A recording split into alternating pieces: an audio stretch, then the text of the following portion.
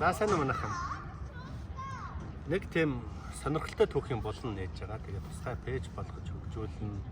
Тэгээд тэр пэйжийг маань одоо хөтлөх хүн маань манай Баянбат шашин судлаач мэргэжилтэй бас тарихны хаагтаар битэрийн яриа явж ирсэн нэг бол та бүхэн санаж байгаа лөө гэж бодож байна. Тэгээд Улаанбаатар хотын сонирхолтой түүхний 3-4 түүхийг яриад тэгээд энэ нөхөр бол цаашаа одоо юу гэдэг те энэ монголчуудын бүх сонирхолтой түүхүүдийг одоо олон нийтэд дэлгэх тэр үүргийг хүлээл гэж байгаа. За сайн байна. Сайхан зусч байна. Сайхан зусч байна. За шинэ юу хөтлөхөд бэлэн үү гэдэг шиг тийм үү?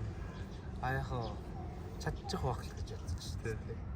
Яг тэр яриа юунаас эхлэх гэж байгаа юм гэхээр аливаа нөгөө шашин соёл улс үндэстнийг дарангуулахын тулд тийм бидний хараад мэдээд байгаа юм шиг мөртлөө баталж болдгоо нэг тийм юм бол тэрнээс эхлэх гэж юм. Хамгийн ихний яриаг тасхны овоноос хойлохгүй. Тасхны овоо яг яадаг газар яагаад өнөөдөр хүрсэн гэдэг талаар чи нэг сонирхолтой түүх яриач. За одоо манай багш нар хөсчүүлэл ярьдаг. Энэ хуучнаар бол заан хөшөө. За тасхны овоо ч гэдэг заан хөшөө.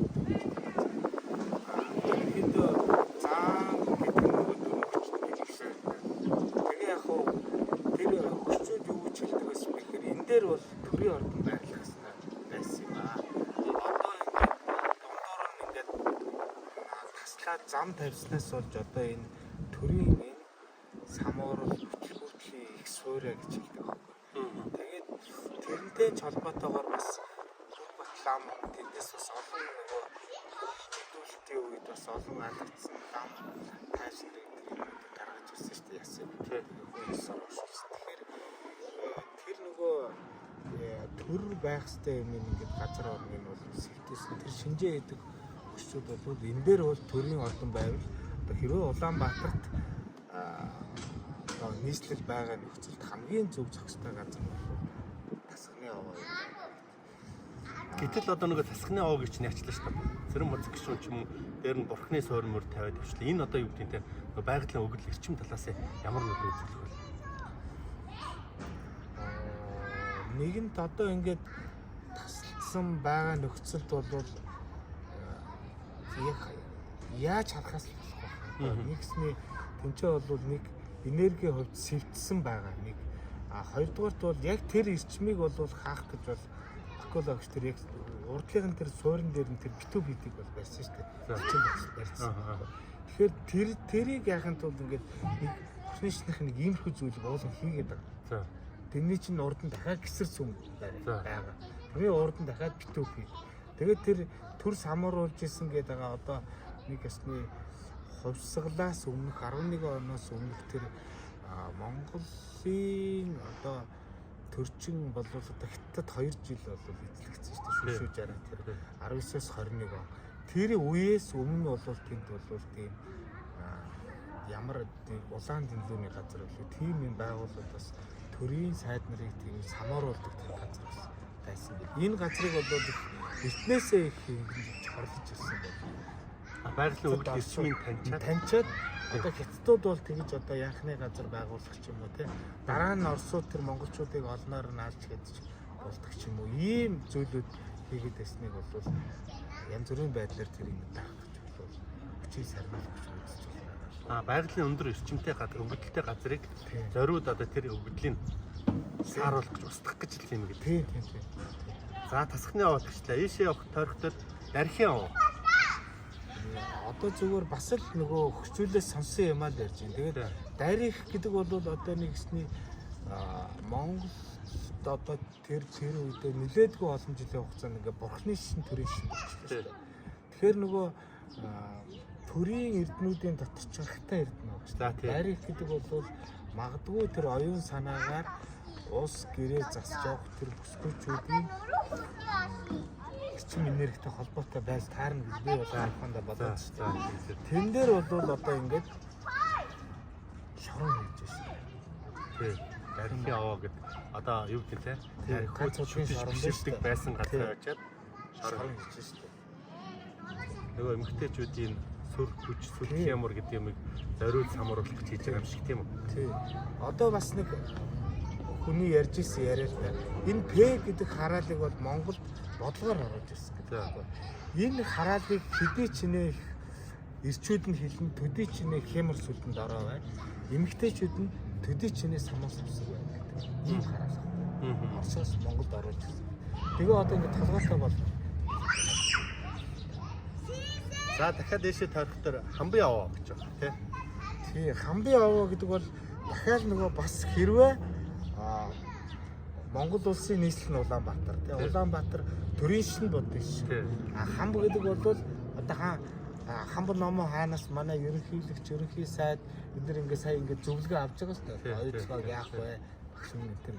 Тэгэхээр тэр хамб гэдэг бол одоо оюун санааны удирдлага байх гэдэг шүү дээ. Төрийн одоо. Тэгэхээр тэрийг нь болохоор хогийн цэг барьсан шүү дээ. Одоо байгаагүй мэдгүй. Саяхан 10 дахь жилийн өмнө хамбын овоо гэж юм хогийн цэг байсан. Одоо жоохон цагаан чөлөөтэй хогийн цэг гэж арай өөр төсмөл гэсэн байна.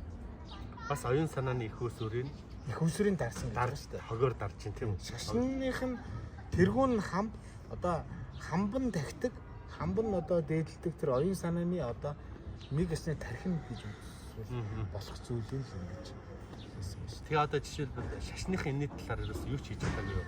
Хасхны аваа, дархи аваа, хамбын аваа гэдэг чинь дандаа шашныхын талбайд үзүүлдэг. Хүмүүс ягаад энүүнийгээ өөрсдөө мэдсээр ээж энийг хог ч юм уу шоронгоор болоод. Би бол бас мэддэг гэж бас бодохгүй байна л да. Мэддэг гэж бас бодохгүй. Мэддэг цөөхөн хүмүүс бас байж магадгүй. Гэхдээ тэдний нөгөө засыг гэхээр сэтгэлэнч дутдаг юм уу? Аргаач мэддэг юм уу? Эсвэл одоо яадгийг одоо би энэ олны өмнөөс юм хийх гэж боддог. Ямар тийм юм шалтгаан бол байгаа хэл та. Энийг гэхдээ тийм олон хүн мэддэг байна. За буцаад дэшээ тариад манай урталд зайсан толгой гэж бас нэг одоо зөвлөлтийн даашдын хөшөөтэй том зохицолбор бас нэг толгой байна. Энэ талаар чи нэг бол. Зайсан гэхээр одоо юун дээр бол нөгөө Алтай айлгуу билүү. За дугур зайсан гэдэг нэг зураг байдаг. Дугур зайсангийн зураг гэдэг нөгөө 90-ийн соёог ингээд суглаад ингээд нэг имрээд ингээд өөрүүлчлээ гэдэг нөгөө бөө бөхцөн чи энийг нэг ном дээр байгаа шүү дээ. Алтай айлгуу. Тэгээд тэр дугур зайсан гэдэг бол тэр 90-ийг ингээд гинжлээд шилэн үзүүн дээр дугур зайсан гэдэг бол төрийн тэр бөө бөхцөн буюу газар тэнгэрийн эрдмийг одоо сайн эзэмсэн хүн байх гэдэг шүү дээ. Төрийн нэг ясны одоогор бол сайд ч юм уу хааны зөвлөгч юм уу нэг юм том оронтой гэж ойлгоод байхгүй. Тэгээд тэр зайсангууд тахдаг төрийн одоо бас л толгой тахдаг бол гэсэн үг шүү дээ. Хайхныг ороог нь таарад Оросууд одоо ялтынхаа цэргийн юм хөшөөг барьчлаа шүү дээ. Тэгэхээр бас л дахиад нөгөө эрчмийг унгааж шүү дээ. Унгааж байгаа. Тэр нөгөө оюун санааных нь юмнуудыг ингээд таглаад өөртөөхөө юмар ингээд дээр нь ингээд юм тавьдаг шүү дээ. За тэр цаана эрчим одоо байгалийн өгдөл ямар байх одоо бид нар мэдгүй хайчих гэж бодъё тийм үү. Тэгтэл одоо зүгээр маш их удаан ингээд дахиад энергицсэн юм байгаа. Ямар ч байсан л ингээд нэг юм хүч үүссэн юм байна шүү дээ. Тэгэхээр тэрүүний зориуд болох гэж байгаа юм шиг тасхны аваа, хамбын аваа, дархи аваа, зайсан толгой дээр нь зориудын байгууламж байгуулагдаж энэ бол гадны улс төрийн нөлөө, гадны тэр хүмүүс юу гэдэг те бүрүү зориуд бодлогоор хийж байгаа гэж хэлж болох болгүй байдаг. Ойлгомжтой шүү дээ. Санамсаргүй тохиолдлоор би хийхгүй байх. Ер нь гадны бодлогод яаж орж ирдэг юм? Шашнаар болон одоо энэ соёлоор дамжиж орж ирэхдээ ямар хөө юмнууд хийдгийг сая нэг жишээ шүү дээ тийм үү? Тийм. Шашнууд бол ерөнхийдөө орж ирэхдээ болвол нэгдүгээр зорилго нь улс төрийн зорилго. Улс төрийн зорилго буюу хүнийх нь оюун санаа сэтгэл зүрхийг нь байлдан дагуулж тэр шашныхаа секцэд оруулчих. Тэг. За секцэд оруулахаар нөгөө шашных нь дээд хүч нь нөгөө талдаа томрно. Яагаад томрох вэ гэхээр тэр хүмүүсийн сэтгэлийн эрчмээр тэр дээд хүчнүүд хижигдээд байгаа. Тэр дуу залбирал одоо шашны зан үйлтэй холбоотой зүйлээр нь дээд хүч хижигдээд. Тэр нь хэдий ч нэх олон сүсгтэй олонтой болно. Тэр дээд хүчний одоо энерги буюу тэр масс нөлөөлөл юм. Тэгээ нэг ард түмний оюун Хүчин сэтгэлийг нэмэгдэнэ. хурааж авах гэдэг шүү Тий. дээ. Үндсэн их ашигаас нь Тий. үндсэн төрөөс нь Тэгээд салгаж тэр авах гэдэг. шашныг анх хэн зохиосон бэ Тий. гэдэг нэг асуудал. За. Тэр шашныг зохиосон хүнийхээ тэр улс руу эрчим шилжиж байна. Энийг шилжиж яваа. Жишээ нь бид нар Библийг шүтвэл Америкийн дээд хүчийг тижээж байгаа гэсэн үг. Нэгсний Америкийн дээд хүч нь бид нар ерөнхийлөгчийн Библи дээр ном тавиад ингэж Тий. байгаа. Тий. Тэр дээд хүчийг бид нар тижээж байгаа. Дэлхийн нийтрийг тижээж байгаа. Еврейчүүдийг ч гэсэн бас тийм Тийм үү. тижээж байгаа. Буддын шашин ч гэдэг юм уу янз бүр одоо шашны сект орсголоод жишээлбэл Солонгос төр мөн зүүн гэдэг ингээд янз бүрийн биш бас тэндээс гаралтай янз бүрийн юмнууд орж ирээд байгаад байна шүү дээ. Тийм. Тэгээ Ерөөсөө манайх маш их орж ирж үүсэл рүүгээ явна. Энерги болов. Тэгэхээр ингээ үүсэл рүү. Энэ квантын физик мэддэг хүн бол энэ шинжлэх ухаанаар баталж байна.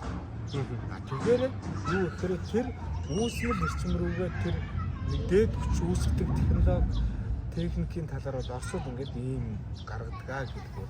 Шашин, зах, одоо дэлгүүр, компанид хүртэл дээд хүч үүссэн байна гэж байгаа болохоор тэр дээд хүч үүсдэг чинь угаасаа ийм ойлгомжтой болсон. Тэгэхээр тэр зүйлүүд чинь өөрийнхөө дээд хүчийг л ингэж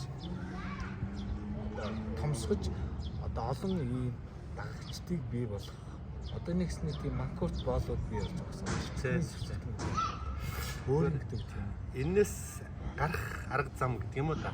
Бид нар яг хөө тэнгэр үзэлгээл яриад тэнгэр аппликейшн гэдэг ингээд юмнууд хийгээд өөрсдийнхөө өв соёл одоо гэдэг зам заншил өөрөөрөө байх тэр одоо эрдэм мэдлэг оюун ухааныг л суулгах гэдэг гэдэг талаас энэ өөрөө цаанаа улс төрийн болон шашин шүтлэг итгэл үнэмшлийн ямар ач холбогдолтой вэ? Түрүү хамгийн ихэнх хэлсэн нөгөө шашин болвол нэгдүгээр зорилго нь улс төр буюу улс орны иргэдийн оюун санаа уялан сэтгэл зүрхийг эзэмдэх.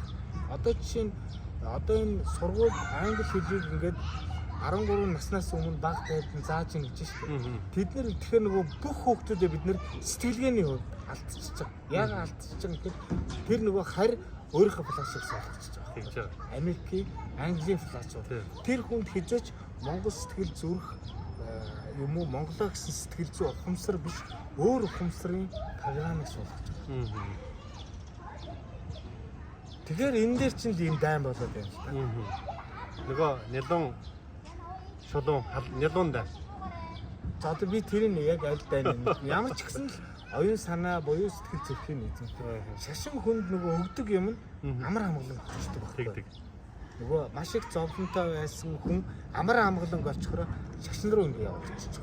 Тэгээд тэрлүүгөө 100% итгэжингүүд тэрнээсээ гарч чадахгүй хайцагдчих жоохгүй.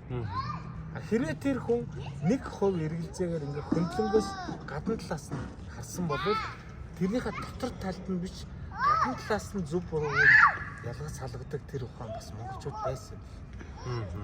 Шашныг яадаг вэхээр ахуй амьдралдаа ашигладаг болохоос өөрөө ингээд их хайхтар шүтээд идэггүй байсан юм байна л да. Хэрэгтэй зүйлүүдийг ашигладаг болохоос өөрөө тэрнийхээ ингээд нэг эд эссэн болчихдгүй л байдаг л байсан. Ялангуяа хаатгацт юм байсан. За нэг иймэрхүү юм ярина. Тэгээд сонирхолтой түүхүүд пэйж хуудсын линк дор байгаа. Тэгээд тэрийг бас дагаарай. Мөн одоо сонирхолтой түүхүүд гэдэг булан манай Тэнгэр аппликейшн дээр байгаа. Тэгээд та бүхэн манай Тэнгэр аппликейшнийг татаад тэгээд тэнд бас хинч урд нь сонсоогүй. Гэхдээ бүх хүн бодууршчих хэвээр тийм түүхүүдээр баяжуулах тийм үргийг манай баянаа хүлээж байгаа шүү. Тэгээд ер нь бол энэ үүргээ хүлээж байгаа хүмүүс энийг нэгээр нь танилцуулаад одоо ингээд та бүхэндээ явах гэж байгаа. Тэрний эхлээд боллоо. За баярлалаа. За.